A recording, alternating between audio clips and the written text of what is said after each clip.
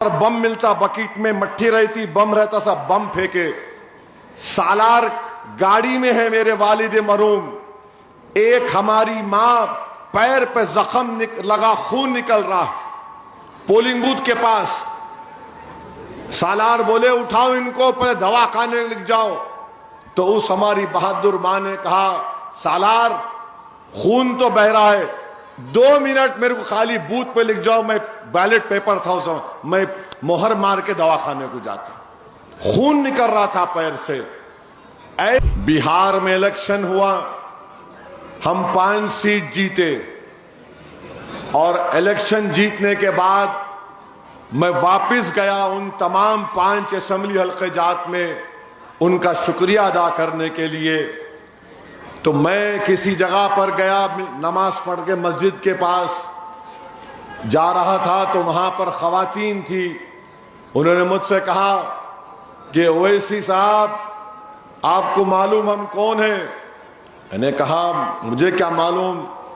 बोले हम वो लोग हैं जो हमारे घर के मर्द लोग राजद का काम करते, यानी लालू की पार्टी का काम करते।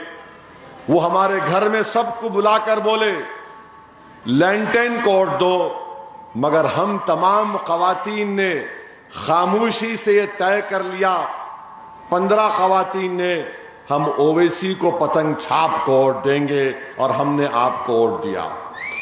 तो ये है मामला।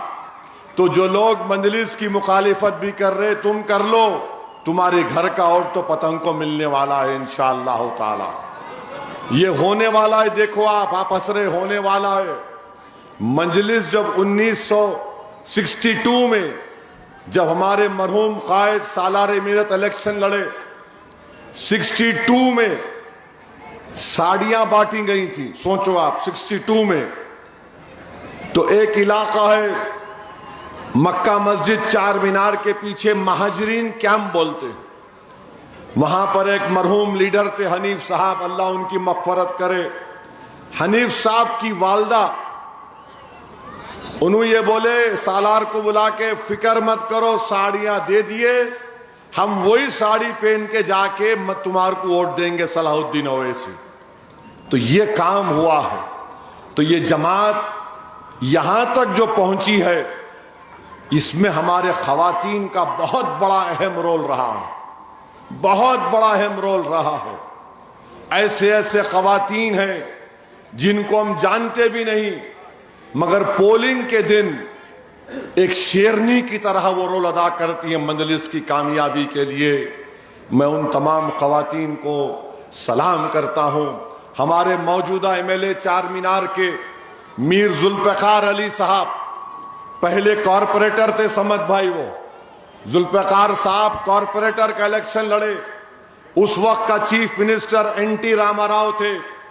एनटी रामाराव की ताईद में तेलुगु देशम के रायलसीमा के इलाका है आंध्र प्रदेश में, वहां से बास तेलुगु देशम के लोग आए और बम फेंके पोलिंग बूथ के ऊपर। वहां पर बम मिलता बकेट में, मट्ठी रहती, बम रहता, सब बम फेंके। सालार गाड़ी में है मेरे वालिद मरूम, एक हमारी मां पैर पे जख्म लगा, खून निकल रहा। पोलिंग बूथ के पास सालार बोले उठाओ इनको, पहले दवाखाने लिख जाओ।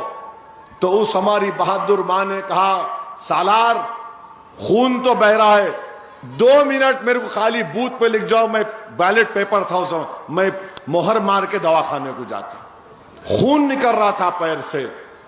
ऐसी मां और बहनों की कुर्बानियों से मजलिस इत्तेहादुल मुस्लिमीन को अल्लाह ने कुर्बानियां, और उनकी कुर्बानियों की वजह से अल्लाह ने यहां तक हमको लेकर आए।